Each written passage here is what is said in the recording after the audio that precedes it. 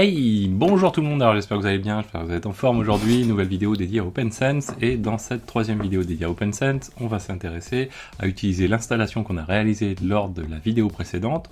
On va installer deux VM, on va rajouter une interface également, on va découvrir un petit schéma d'explication, et derrière ça va nous permettre de tester tout simplement le firewall qu'on a installé lors de la vidéo précédente. Donc n'hésitez pas à vous abonner pour ne pas manquer les prochaines vidéos, cliquez sur rejoindre si vous voulez soutenir les milliers d'heures de travail que la chaîne m'a coûté, et puis n'hésitez pas à liker, à commenter, à partager tout ça autour de vous, bien sûr c'est dispo. Donc jingle, et c'est parti.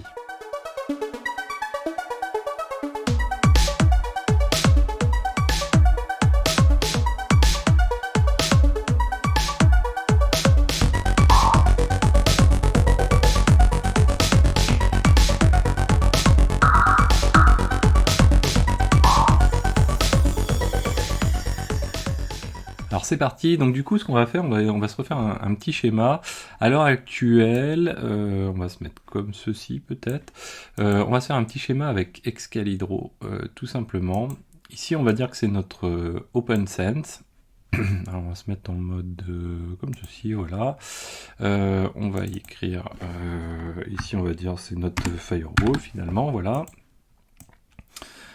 Sur notre firewall, ce qu'on a installé lors de la vidéo précédente, du coup, on les retrouve également ici sous forme d'assignement d'interface.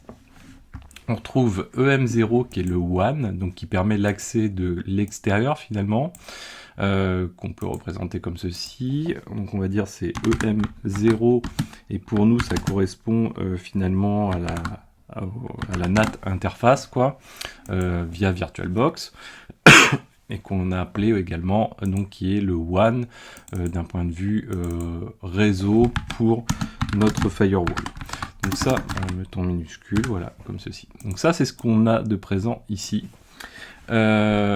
C'est par ici, si on n'était pas sur VirtualBox, si on était sur des machines qui auraient une interface physique, quoi, avec une IP externe, publique, c'est de par ici qu'on ferait venir le trafic Internet, et donc on aurait des droits à gérer spécifiquement également d'entrée, sortie sur cette interface. En tout cas, on aurait beaucoup plus de choses à gérer que si on était sur notre petit VirtualBox à l'heure actuelle.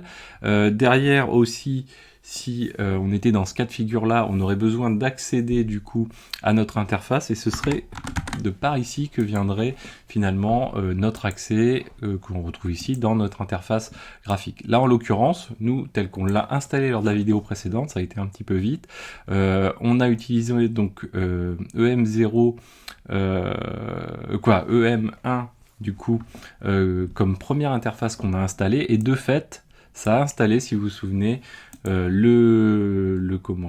l'interface graphique sur l'IP disponible ici. Donc ça, c'est le premier facteur qui est important. Donc nous, on n'est pas dans ce schéma-là. On est dans un schéma un petit peu différent, où finalement, on a cette espèce... on va même la faire comme ceci, pareil, voilà. Hop, voilà, comme ceci. On a donc une autre entrée, nous dans notre cas de figure ici, et qui, elle, pour le coup, permet du coup d'avoir l'interface graphique, et qui est EM1,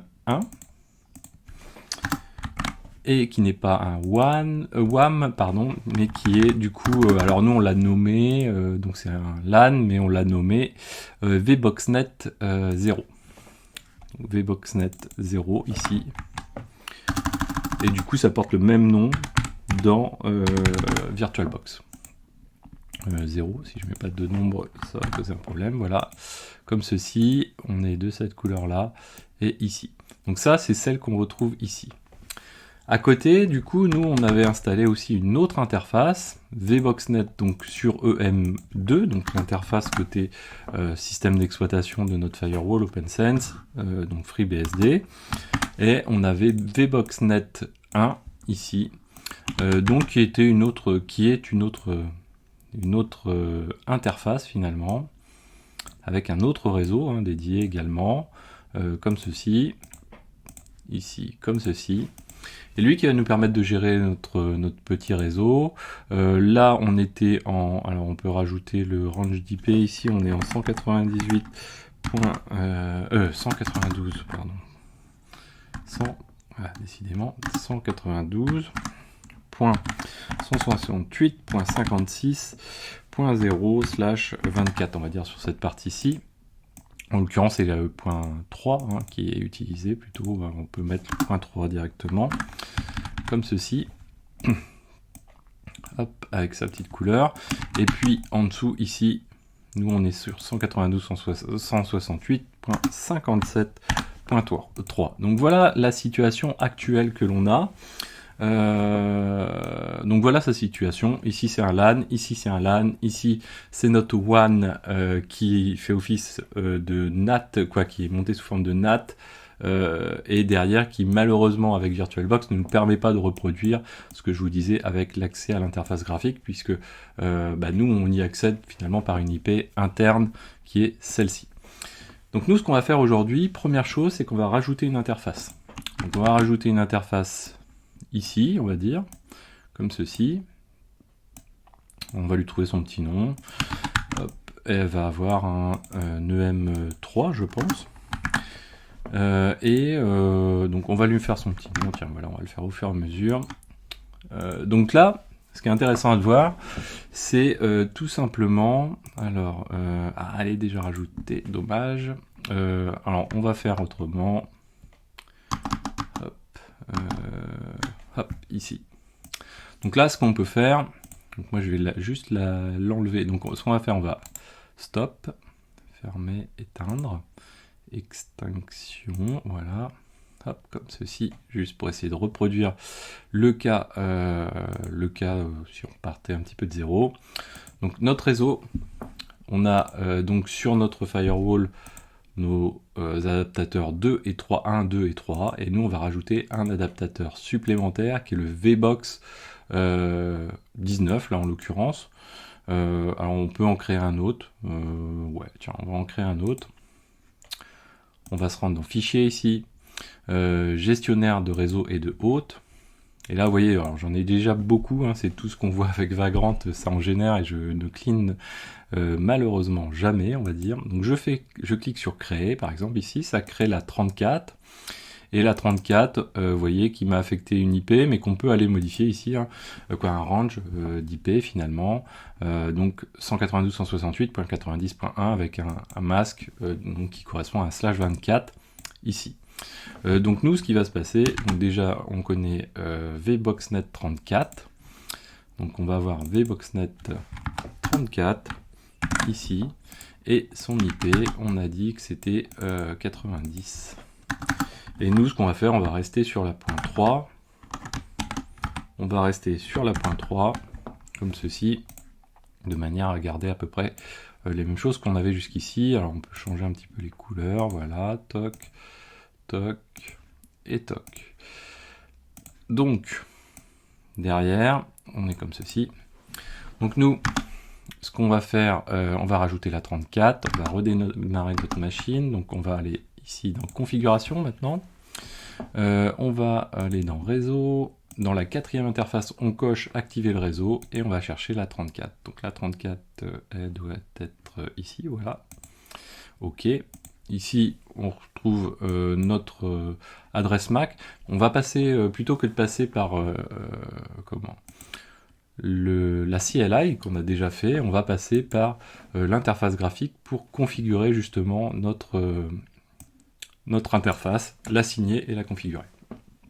Donc là, on arrive, il faut juste le temps qu'il se lance, ça va aller assez vite, c'est du FreeBSD. Voilà. Qui va découvrir l'interface. Et ce qu'il va faire, c'est qu'il va nous, il va nous trouver l'interface et il va nous la proposer. Donc là, si on regarde, on voit VBoxNet 0, 1 ou 1. Et normalement, alors je ne sais pas s'il va nous la montrer. Non, il ne va pas nous la montrer encore puisque ça va être dans l'interface graphique. On va pouvoir il va falloir l'assigner avant. Donc là, tout ça, ça n'a pas bougé. VBoxNet 0, etc. Ici, on va rafraîchir notre interface graphique. On va aller route. Voilà. Hop.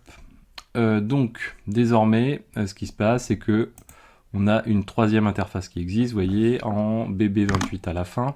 qu'on peut faire, c'est checker. Hop. Ça c'était bon, j'espère que ouais, elle existait bien, ouais, pas de souci. Hop, on va se rendre sur l'interface graphique, sur VirtualBox, réseau, ici, et si on vérifie, on a bien BB28 à la fin sur l'adresse MAC. Donc du coup, c'est bien l'interface en question dont on parle. Donc là, ce qu'on va faire, on va la rajouter, on va lui mettre son petit nom. Donc nous, on était parti sur l'idée de se dire l'interface, le nom de l'interface correspond entre VirtualBox et ce qu'on met dans notre OpenSense. C'est pas forcément toujours souhaitable, mais là c'est vraiment pour éviter de se perdre. Donc là, EM3, on n'a qu'une interface qu'on peut rajouter. Vous voyez, il nous en propose plus après, hein, donc on a rajouté le maximum d'interfaces qu'il a à sa disposition. Et là, on l'a bien rajouté ici. Parfait. Maintenant, ce qu'on va faire, je vais me mettre ici. Et on va aller dans VBoxNet 34 et on va l'activer parce que par défaut elle n'est pas activée. Derrière il y a pas mal d'éléments de configuration, on reviendra spécifiquement dessus. On a bien décoché Private Network, Bogon Networks, l'aspect bloc, IPv4, ça c'est bon, statique IPv4, voilà. Et ici, c'est là où on va aller lui confirmer qu'on veut du 192.168.90.3 pour cette interface-ci. Et ça doit suffire. Toc toc toc, j'ai rien oublié. Non, je pense qu'on est bien là. Donc on n'oublie pas de cliquer sur Apply Changes, ça très important, vous allez l'avoir à longueur de temps si vous n'êtes pas coutumier de ça. Et voilà, donc désormais, voilà, on a nos trois interfaces. Si on regarde dans les règles Firewall, on a nos rules pour nos trois interfaces. Donc maintenant, qu'est-ce qui se passe? On veut aller installer une VM dans ce réseau-là. On va appeler VM1. Ça va être de la simple Ubuntu, parce qu'on s'en fiche un peu de savoir ce qu'on installe. Et l'autre VM ici, qui va s'appeler VM2 de manière très originale. Donc, pour faire ça, très simplement, donc là on va partir sur l'IP qui va être la.4 et ici la.4 également. Ça, on va avoir quelque chose d'assez facile à comprendre. Donc pour faire ça, ce qui va se passer, c'est qu'on va avoir un souci si on reste tel quel. Pourquoi?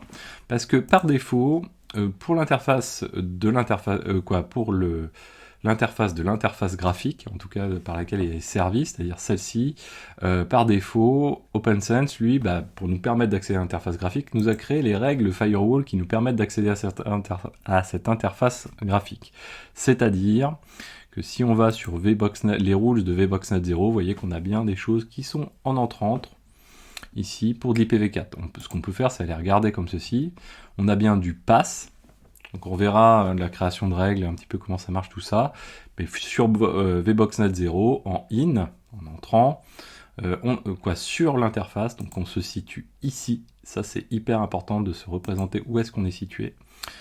On laisse rentrer pour de l'IPv4 tous les protocoles sur donc en source VBoxNet 0 et avec n'importe quelle destination. Là, à la rigueur, on pourrait filtrer plus. Ok, donc ça marche pour notre interface, sinon on ne pourrait pas l'utiliser. On va avoir le même souci pour VBoxNet 1 et VBoxNet 34. Pourquoi? Parce que tout simplement, si on veut installer nos machines, Ubuntu, ce qu'il va avoir besoin de faire, c'est de contacter les mirrors de Ubuntu, tout simplement, pour se rafraîchir et faire son installation. Et ça, si on le débloque pas, eh bien, on va fade lors de l'installation. Donc pour faire ça, on va faire un petit plus ici. On va marquer pass. Alors du coup, on n'a rien quasiment à setter puisque tout est fait par défaut. VBoxNet 1, donc on se situe ici, très important. VBoxNet 1, on laisse rentrer dans ce réseau. Toc toc toc, any, on laisse tout en any, on ouvre assez large, toc, voilà. Ensuite on va faire la même chose, alors on n'oublie pas d'apply changes, parce que sinon, voilà, on l'aura dans le baba. VBoxNet 34 également, donc passe, pareil, même principe, et on accepte tout en in.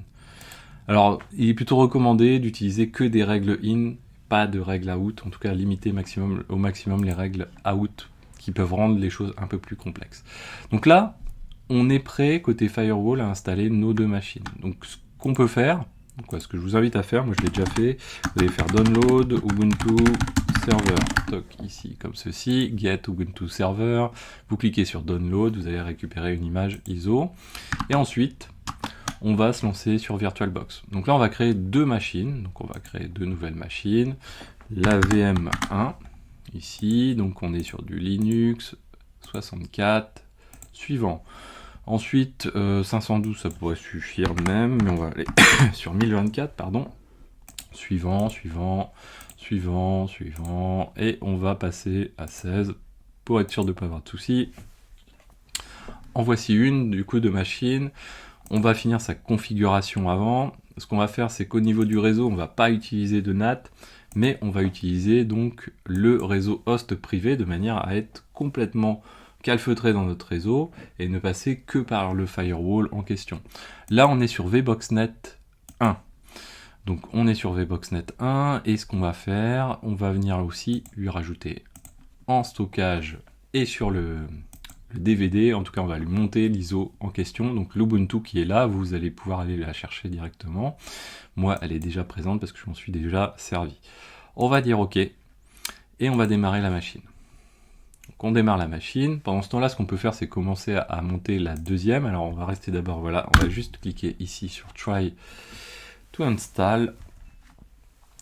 Et derrière, du coup, on va créer une deuxième machine, la VM2, comme ceci. Toujours Linux, 64 bits, suivant, 1024. Voilà, toc, toc. Directement alloué et on passe sur 16 Go créé, pof. On peut préparer sa petite configuration et après je pense qu'on va pouvoir reprendre la main sur la VM1. Sur la configuration réseau, donc là on n'oublie pas de changer, réseau privé, VMbox 34 qui est à la fin, voilà. On retrouve les éléments ici, on mentionne OK. Et on va venir le configurer aussi au niveau du stockage, ce que j'ai pas fait. Voilà, on n'oublie pas de mettre une petite ISO dedans, sinon on va pas faire grand chose. OK, donc ça c'est bon. Lui il va terminer, ce qu'on va faire c'est qu'on va juste lui lancer son installation et on va passer à l'autre ensuite pour reprendre la main dessus. Alors ce qu'on peut faire, on peut déjà la lancer en même temps la VM2, voilà, démarrer. Hop, voilà. Toc, try, voilà. Toc. Ensuite, donc on va reprendre la main sur la VM1. Hop. Non, ça c'est la 2. Ça c'est la 1. Voilà. Donc nous on va se mettre sur français. Terminé. Hop. Ubuntu server. Ok, très bien. Terminé. On pourrait être en minimalize, mais là c'est pas notre cas. Et on va aller éditer. Du coup, on n'a pas de DHCP. Tel qu'on a défini nos interfaces pour l'instant. Donc on va passer en mode manuel et on va les définir. Voilà, notre masque de sous-réseau 192.168. Alors celui-ci c'est la VBoxNet 1, donc .57.0/24. Ensuite 192.168.57.4, surtout on se trompe pas. Donc là c'est l'IP qu'on va affecter à notre VM et là la passerelle du coup c'est notre firewall 192.168.57.3. Ok, le DNS mettez ce que vous voulez, moi je pars sur Cloudflare donc 1.1.1 et Google 8.8.8 comme ceci et sauvegarder. Voilà, donc là il va juste vérifier. L'étape importante, c'est celle qui est juste après. Alors, qu'est-ce qui lui arrive? Continuer son réseau.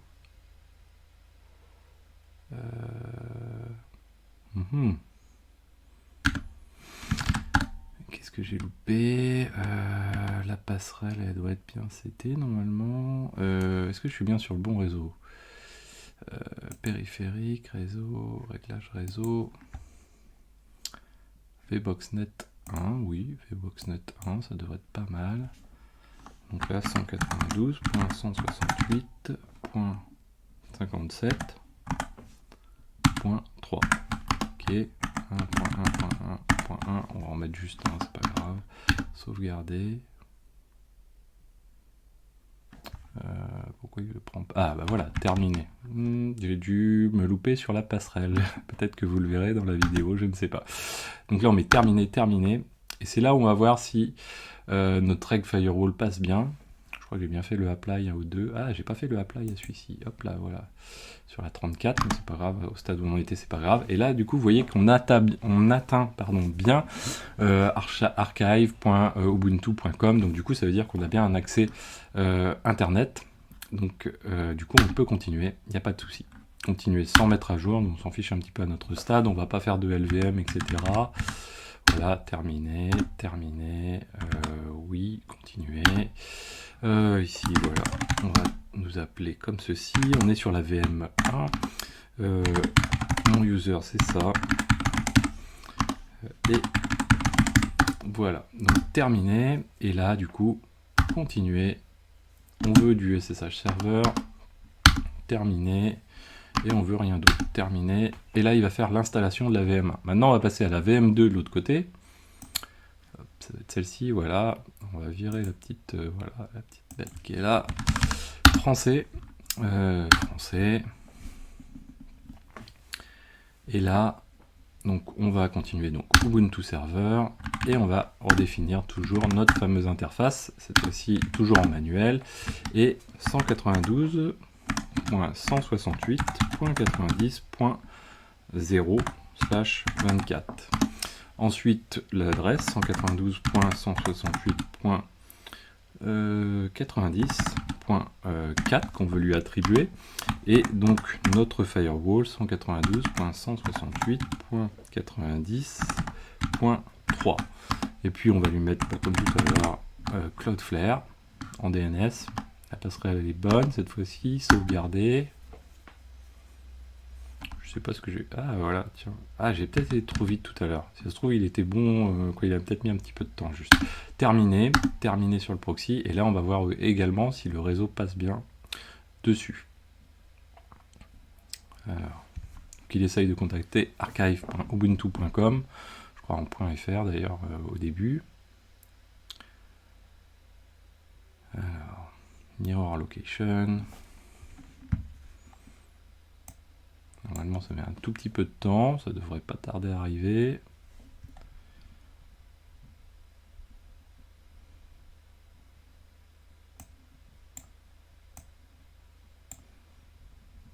Ah, il n'a pas réussi à passer sur notre interface. Ok, alors on doit avoir un souci quelque part. VBoxNet 34, très bien. On vérifie. Disable, non. On passe, oui. VBoxNet 34, in, IPv4, NI. Source, advanced, on s'en fiche. NI pour la destination. NI, ok. Tac, tac, tac. Ok. Ça semble pas mal. Est-ce que l'interface, j'ai pas un souci de configuration dans l'interface. 192.168.3. Ah, static IP, on n'est pas en 32, on est en 24. Sauvegarder. Ok. Apply changes. On vérifie, mais oui, slash 24. Alors effectivement, c'est lui qui a posé problème. Ok. Donc là, du coup, il en a passé quelques-uns. Du coup, ça devrait être bon maintenant. Terminé. Terminé. Terminé. Oui, on veut continuer. On va mettre exactement la même chose, sauf le nom de la machine, bien sûr.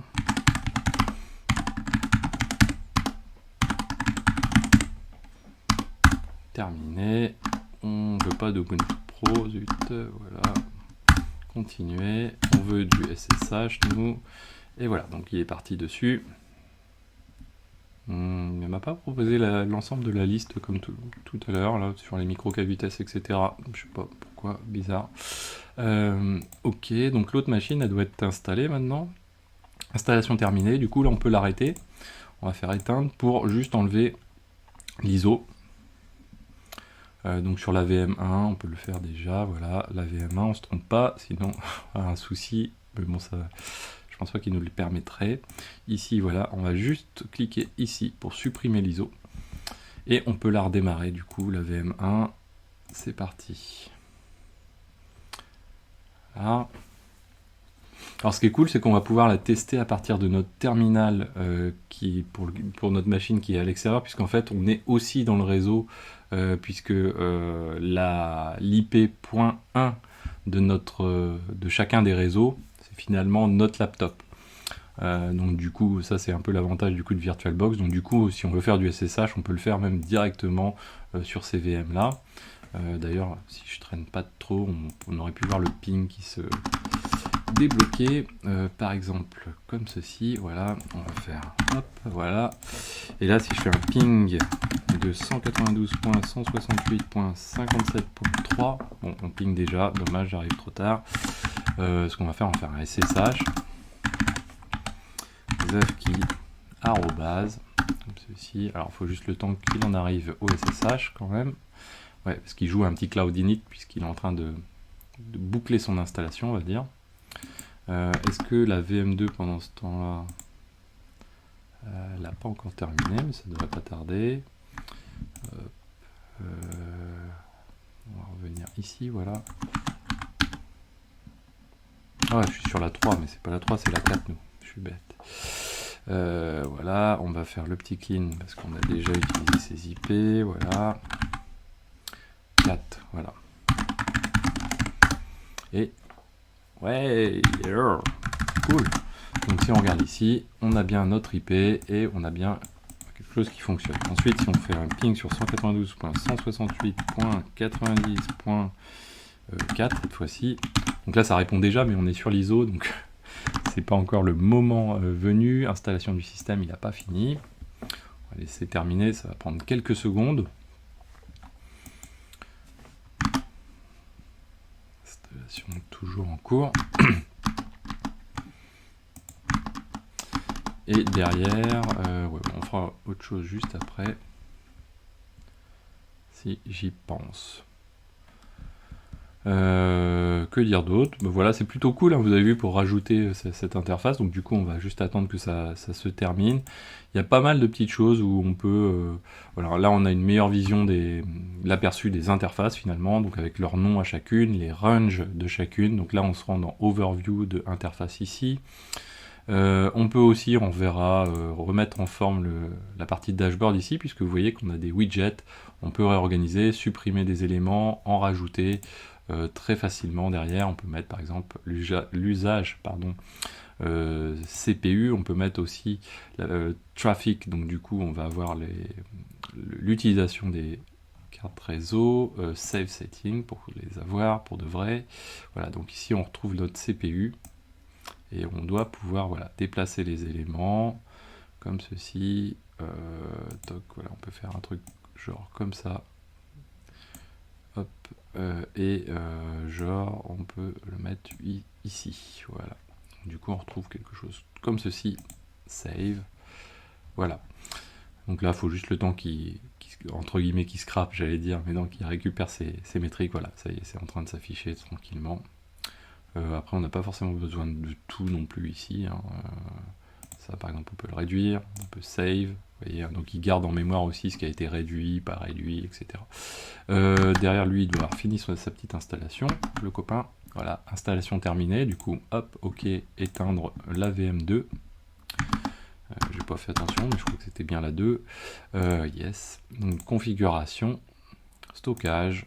Hop, on clique sur le disque. Et on le supprime, ok, et on redémarre la VM. Donc là du coup si je me mets ici, voilà, tiens, on va se mettre sur l'autre machine de l'autre réseau, donc 192.168.90.4, ici on peut même le faire ici, voilà, pour s'assurer que tout le monde est bon. On va attendre un petit peu, donc ça va durer quelques secondes, voilà, ça va aller assez vite, j'allais dire. Donc parfait, du coup à droite, on peut se mettre en SSH dessus, mais je pense que on va être un petit poil trop tôt, parce qu'il va jouer le cloud init, je pense, voilà. Et il faut le temps qu'il démarre le SSH, mais il va le faire. Hop. Voilà. Et nous voici normalement arrivés dans la VM2. On vérifie juste, et voilà. Donc on peut pinguer du coup de l'autre côté, donc la VM1 192.168.57.4 et ça répond bien également, donc ça c'est cool. Derrière, ce qu'on peut faire, pardon, c'est tout simplement, on a terminé l'installation, on pourrait se dire, tiens, ben voilà, on va rebloquer les choses. Donc, on peut faire un test de blocage, par exemple. Donc, ce qu'on va faire, on va, tiens, hop, voilà, on va se mettre comme ceci, et on va les supprimer sur hop, Firewall, Rules, tac tac tac, on va aller sur VBoxNet 1 et on va aller désactiver cette règle là. Donc on peut la désactiver directement, vous voyez ici, par l'interface graphique. On peut se rendre dessus, directement faire la modification, mais là sur l'interface graphique on a des petits raccourcis. Vous voyez qu'on a changé de couleur, on est passé au gris, on fait Apply Changes et là hop là, voilà. Donc du coup on ping encore normalement d'un côté, on doit plus pinguer de l'autre. Hop hop. Voilà. On a vérifié, on dirait qu'on ping des deux côtés. Ah voilà, on ne ping plus. Ok, sur VM1, normal. C'est bizarre, j'ai eu l'impression qu'on pingait des deux côtés tout à l'heure. Peut-être le temps d'application, mais voilà. Donc on ping bien sur VM2 et on ne ping plus sur VM1 puisqu'en fait on a coupé au niveau de VBoxNet 1, donc l'interface VBoxNet 1, du coup ça s'appelle VBoxNet 1, on a coupé ce qui était possible. On peut le réactiver derrière, on fait Apply Changes, toc. Là, voilà, c'est revenu tout de suite. Ouais, alors je sais pas, tout à l'heure, on me dirait que ça a mis un temps avant de s'appliquer quand même. Voilà, donc j'espère que cette vidéo vous a plu. N'hésitez pas à la partager, à mettre des pouces bleus, à commenter. On va rentrer petit à petit dans les choses avec des explications, des définitions et pas mal d'autres choses. N'hésitez pas donc à vous abonner pour ne pas manquer les prochaines vidéos. Cliquez sur rejoindre si vous voulez soutenir tout le travail, les milliers d'heures sur la chaîne. Mettez des pouces bleus, commentez, et surtout parlez-en autour de vous. Et likez les vidéos. C'est une grande satisfaction pour un youtubeur d'avoir ça, d'avoir des likes, puisque derrière en plus ça pousse les vidéos un peu mieux. Donc voilà, je vous dis à très bientôt sur Xgafi. Ciao à tous.